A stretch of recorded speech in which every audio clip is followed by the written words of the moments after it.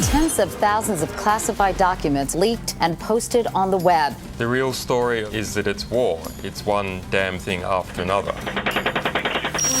Surely, if you give them a fresh classified document about the human rights atrocities in Fallujah that the rest of the world has not seen before, surely all those people that are busy working on articles about history and mathematics and so on, and all those bloggers that are busy pontificating about the abuses in Iraq and Afghanistan and other countries and other human rights disasters, who are complaining that they can only respond to the New York Times because they don't have sources of their own, surely those people will step forward, given fresh source material, and do something. No, it's all bullshit. The nearly 400,000 documents were provided ahead of time to the New York Times, the Guardian newspaper in London, the French newspaper Le Monde, Al Jazeera, the German magazine Der Spiegel, on an embargoed basis.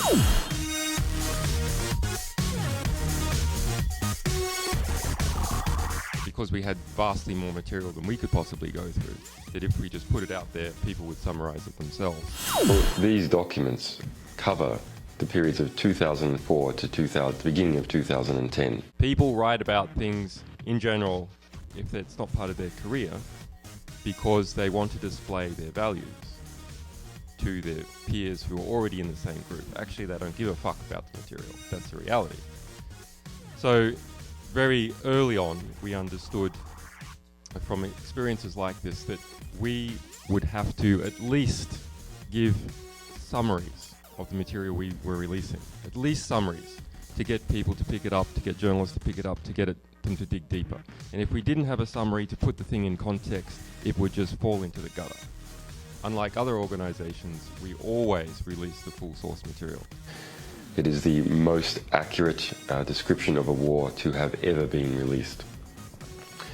Within them, we can see 285,000 casualties. That's added up, report by report. That's each casualty, where it happened, when it happened, and who was involved, according to internal US military reporting. And how did you get these documents, and who wrote them? The documents are what is referred to in military terminology as significant action reports.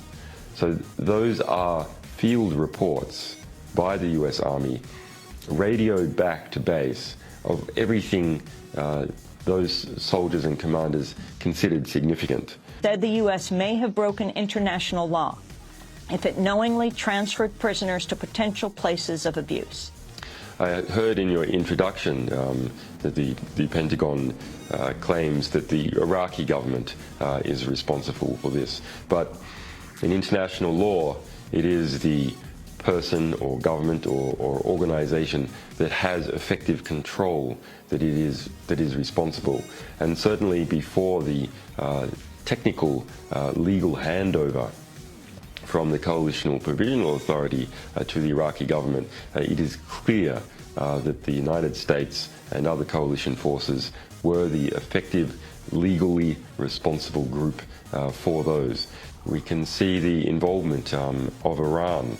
We can see the corruption present in the Maliki government, including what appears to be a special forces, Iraqi special forces squad personally responsible to Maliki, and significant action reports. So that is the launch of an operation, key leadership engagement to come up with policy and understand how the war was progressing.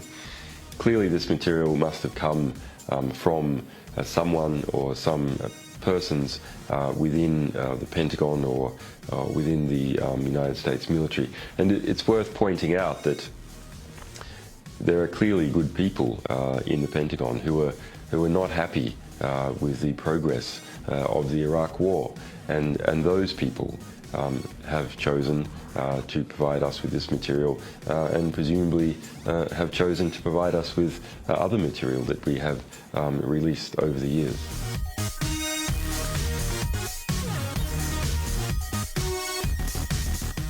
Mother Jones has had some changes in the past few years.